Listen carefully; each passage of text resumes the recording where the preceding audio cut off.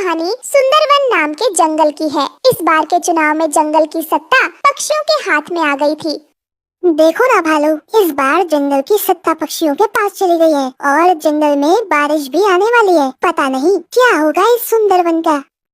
वही उस जंगल में रानो चिड़िया, बंटी कबूतर, लाडो चिड़िया, हरिया तोता चारों अच्छे दोस्त होते हैं। चंगेज खान नाम का चील उस जंगल का राजा होता है, पर वो बहुत घमंडी होता है और उसकी चापलूसी हर समय कालू कौवा करता रहता। चंगेज खान जंगल के विकास के लिए कुछ नहीं करता। जंगल में बारिश के दिनों में बाढ़ आने की संभावना होती है, पर चंगेज खान इस बारे में कुछ भी नहीं सोचता। यह देखकर एक दिन, लाडो देखो ना, बारिश का मौसम आने वाला है, पर चंगेज खान ने अभी तक बारिश के पानी को निकालने के लिए कुछ नहीं किया।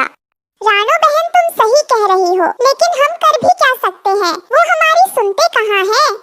दोनों दोस्त ये बात कर ही रही होती है कि तभी वहाँ बंटी और हरिया तोता भी आ जाते हैं। अरे दोस्त, तुम दोनों सुबह सुबह आखिर कहाँ चल दिए? हम चंगेज खान के पास जा रहे हैं, तुम दोनों भी हमारे साथ चलो।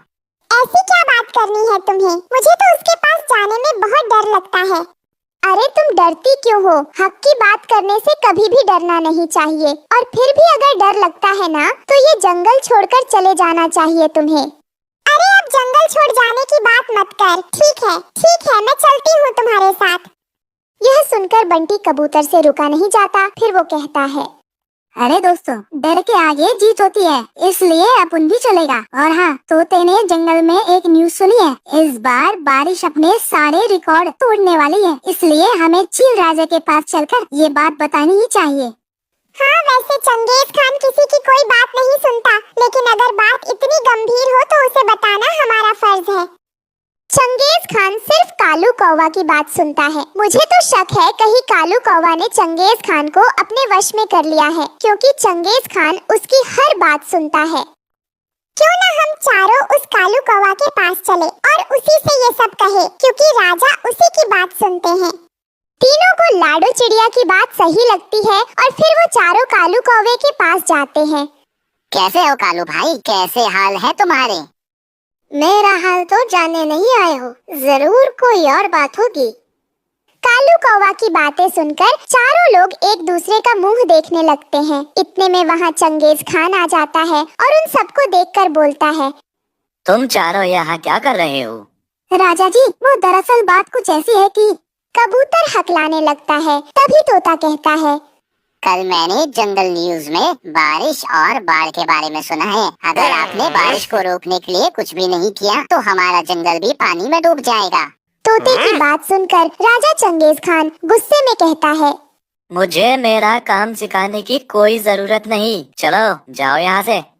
राजा चंगेज खान की बात सुनकर चापलूस कालू कौवा कहता है, राजा जी, मैंने इन चारों को कहा था कि चंगेज खान को अपने काम के बारे में सब पता है, उनको कुछ बताने की जरूरत नहीं है। यह सुनकर चारों दोस्त उदास मन से वहाँ से चले जाते हैं। कुछ ही दिनों में बारिश का मौसम आ जाता है और जंगल में बहुत बारिश होने लगती है और कई दिनों तक बारिश रुकती नहीं है। ये देखकर रानो, हे भगवान, अब क्या होगा? मेरे घर में तो चारों तरफ से पानी आना शुरू भी हो गया है। अब मुझे कहीं और जाकर रहना होगा, नहीं तो इस घर के साथ साथ मैं भी मारी जाऊंगी।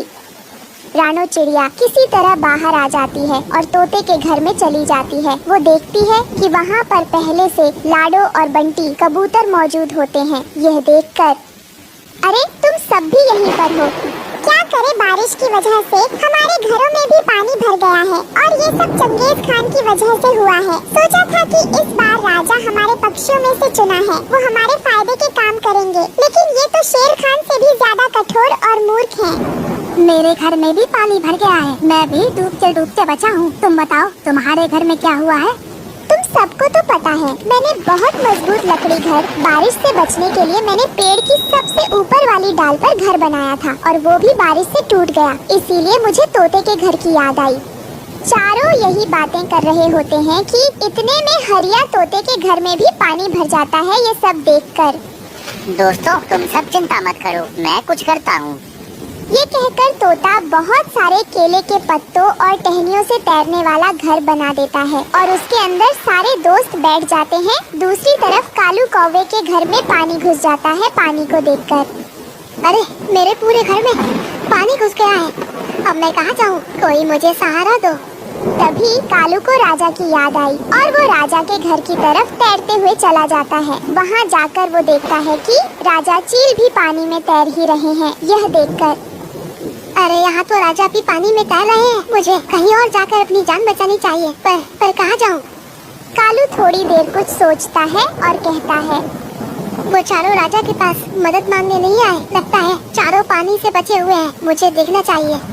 कालू कौवा हरिया तोते के घर की तरफ चला जाता है। वहाँ देखता है कि तोते के घर के बाहर केले के पत्तों का घर है और उस घर के अंदर चारों पानी से बचकर बैठे हुए हैं। ये देखकर, भाई आप लोग मुझे भी बचा लो।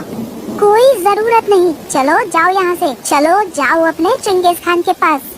दोस्त ऐसा नहीं कहते, अगर कोई मुसीबत में मदद मांगता है तो उसकी मदद करनी चाहिए। रानू चिड़िया कालू कौवा को घर में बुला लेती है। वो सब पानी से बचकर ऊंची जगह पर बैठे हुए होते हैं और दूसरी तरफ चंगेज खान की गुफा में पानी भर जाता है और वो पानी में डूब रहा होता है और अपने आप से कहता है, अभी तक मदद के लिए मेरे पास कोई भी पक्षी नहीं आया। एक बार आवाज लगाकर देखता हूँ, शायद कोई मेरी मदद कर दे। अरे कोई है, मैं यहाँ डूब रहा हूँ, कोई है, मेरी मदद करो। वो चारों दोस्त अपने केले के पत्तों के घर में तैरते हुए पानी में कुछ दूर आते हैं तो वो राजा को पानी में डूबते हुए देखते हैं। तुम्हारे जंगल के राजा को यहाँ पर रहने की जगह मिल सकती है, मुझे भी बचा लो इस बार। चंगेज खान हमारी रानो चिड़िया का दिल बहुत बड़ा है, वो आपको भी घर में जगह देंगी। राजा जी, ये सब आपकी ही वजह से हुआ है। अगर आपने हमारी बात मान ली होती और जंगल में बाढ़ के पानी को निकालने के लिए आपने कोई प्रबंध किया होता ना, तो आज हम सभी को ये दिन नहीं देखना पड़ता। कबूतर की बात सुनकर रानो चिड़िया कहती है, बंटी, अभी ये सब बात करने का समय नहीं है। अभी हमें अपने जंगल के राजा को सुरक्षित करने के बारे में सोचना चाहिए और यह हमारा फर्ज है। उसके बाद सारे दोस्त चंगेज खान को अंदर बुला लेते हैं। थोड़ी देर में बारिश और भी तेज हो जाती है और बाढ़ और भी बढ़ने लगती है। केले के पेड़ से बना घर तेज बारिश और बाढ़ को झेल लेता है और उनके घर के अंदर घुस नहीं पाता है, जिसकी वजह से उन सब की जान बच जाती है। कुछ दिनों बाद बारिश रुक जाती है और वो सारे बाहर निकल कर देखते हैं तो सारा जंगल बाढ़ की वजह से बर्बाद हो चुका होता है। यह देखकर, ये सब मेरी वजह से हुआ है। अगर समय रहते पानी को निकालने के लिए कोई योजना बनाई होती तो शायद ऐसा कभी नहीं होता। आप सब लोग मुझे माफ कर दीजिए। एक राजा होने के बावजूद भी मैंने अपनी प्रजा की समस्याओं को नहीं समझा। आप ठीक कह रहे हैं, आज इन चारों दोस्तों की वजह से ही हम बच पाए हैं। अगर ये हमें अपने घर में नहीं रुकने देते तो हम दोनों इस बाढ़ में कब के डूब चुके होते। मुझे भी माफ कर दो। आप दोनों को ही अपनी गलती का एहसास हो गया है, यही बहुत बड़ी बात है। पर अब हमें कुछ ऐसा करना चाहिए कि दोबारा कभी जंगल में बाढ़ आने की नौबत ही न आए।